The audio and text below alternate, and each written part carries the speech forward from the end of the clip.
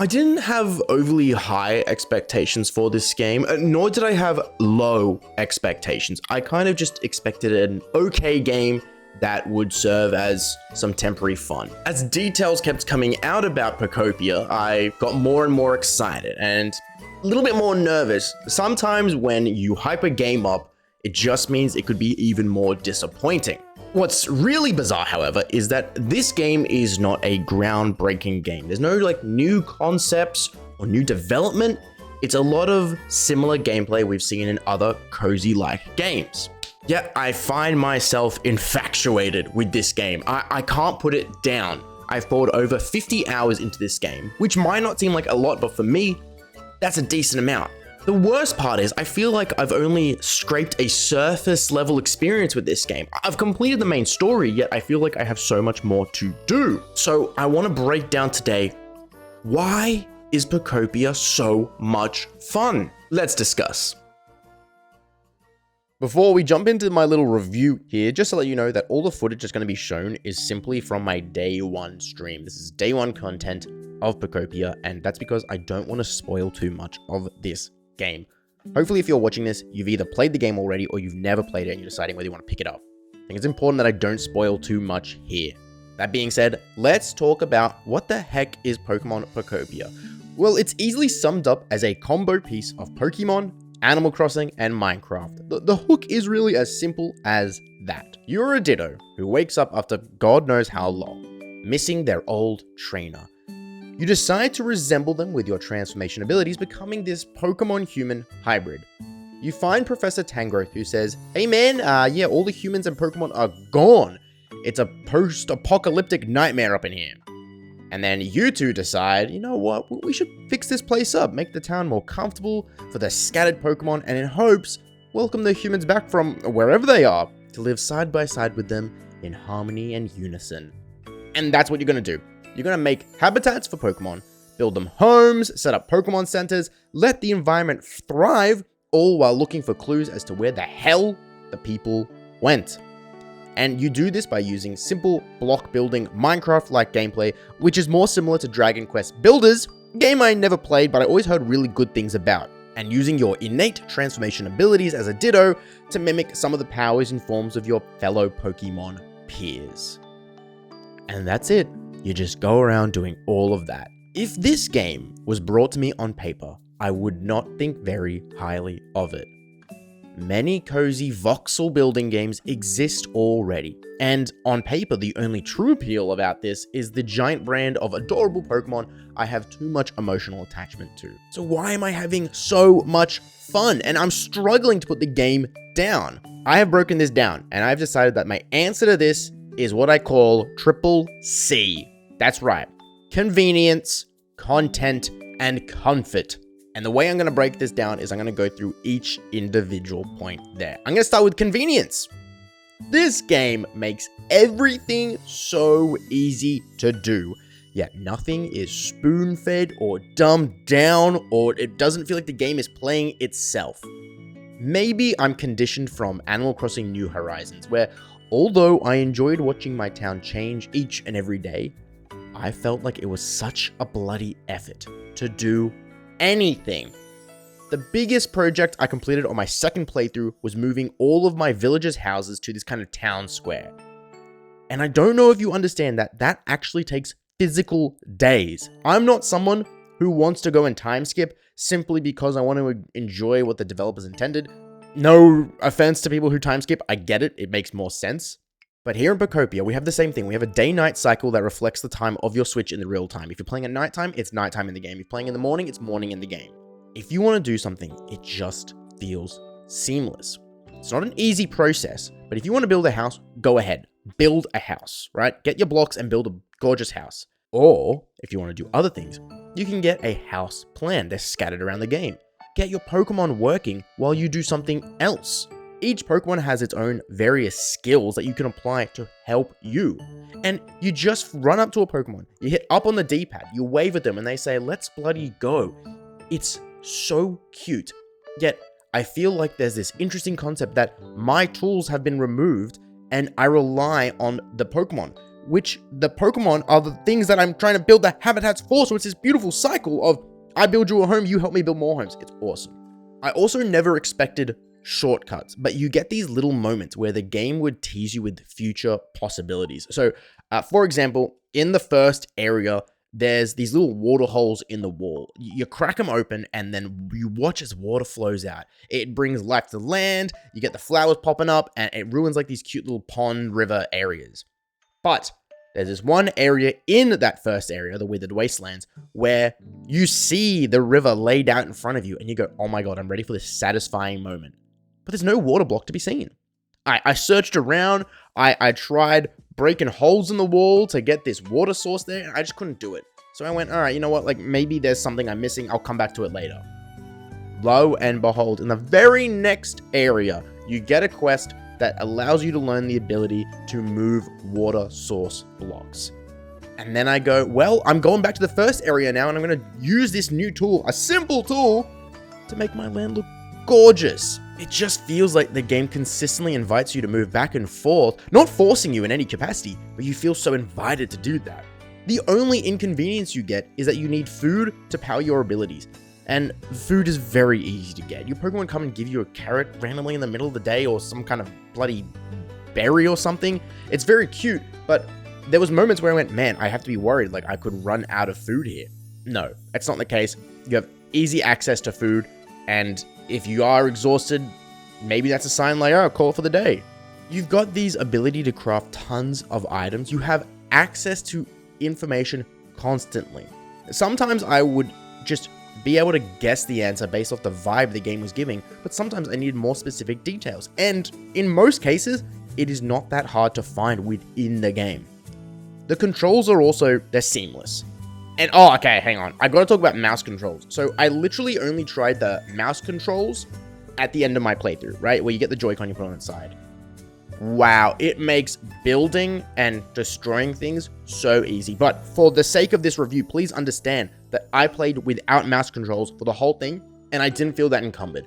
Destroying some of like the rubble and debris in the way can get a little tedious, but there's not enough there for me to be like, okay, this is an absolute chore. It was more of a choice that I chose to give myself a chore. It just feels like so much thought went into the game about making the lives of players easier. I love it. Convenience is huge. Now, let's move on to my next point here, content. There is a ton of stuff going on in this game. You got the range of decorative block items and world customization, all that isn't bombarded to you immediately, but over time, as you level up your areas and develop your skills and get more resources, they become readily available. Beautiful. You have 300 Pokemon in the Pokedex, with the idea they have suggested that more are going to be added through events. And I'm not assuming this is going to be some kind of bombardment of like seasonal Pokemon, but at the moment there's a Hoppip event, so you get access to the Hoppip line of evolutions. You know what?